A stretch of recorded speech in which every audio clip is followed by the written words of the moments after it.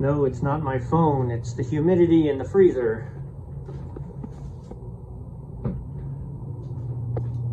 So this freezer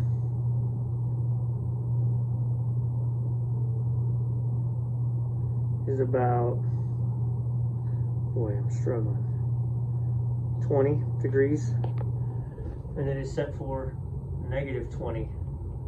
And we have to keep it, it actually will hit about 10. It satisfies at 8 to 10 degrees. And we have to set it at -20 to do that. So obviously we got a thermostat problem. So we're gonna replace this with a Ranco digital today. All right, what I like about these digitals that I'm gonna put in is whether you have a 120 volt solenoid or a 240, 208 since it's 3-phase, it's universal. So in case you didn't know, well, which one do I have? Do I have a 120 volt solenoid or do I have a 208?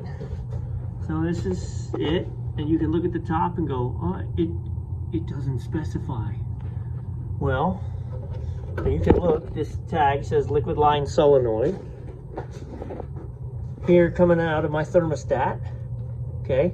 Here's my power running into my thermostat, and then it couples with this leg of power which runs over to the solenoid, and the other leg is here.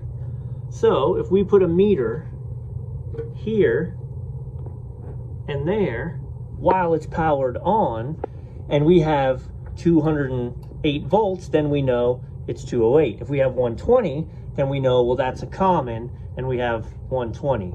It's not, it's 100% 208 solenoid, but I'm gonna put the meter on it anyway because, you know, what if you just don't know that? Here's how you prove it. Okay, I know it's loud. I've got one leg there and one leg there, and I've got 210. So it's a 208 solenoid. All right, let's talk about wiring real quick. So look at this schematic.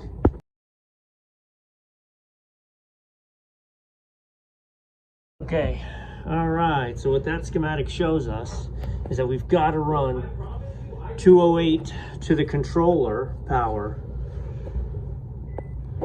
So one leg comes from there, right? So there was our white leg, and I tried to color code this to make it make the most sense. So I had to run one leg of 208 in to the box. So I chopped it on this line, split it, and sent my white leg in. My second leg is coming into the orange through that terminal. So that's coming in into there. Now my controller will have power. Then, like the schematic shows, I have to jump from my 208 leg of power down to my common, and then wire my solenoid into the normally open terminal so that when this engages, it closes the solenoid and rolls. And then it runs out, red wire. I've got it wagoed into this side. I don't like how this pings around, so I'm gonna actually tape all of these connections when we're done. But for the moment, that should be wired and good to go. So we've got to run our temperature probe through, get it in the right place. But let's connect the face and see how we're looking. All right, I just turned on the breaker and we have power. So let's see, set Fahrenheit, set 1. So right now the solenoid is not open. That's annoying, you gotta hit it every time.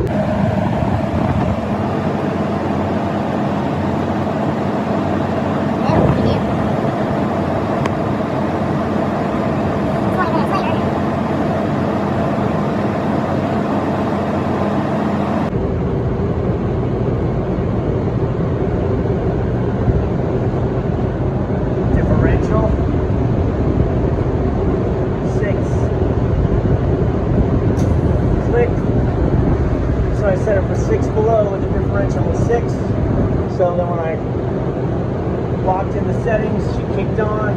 So now let's see if it drops down to 6 below. Where are we at? 2 degrees.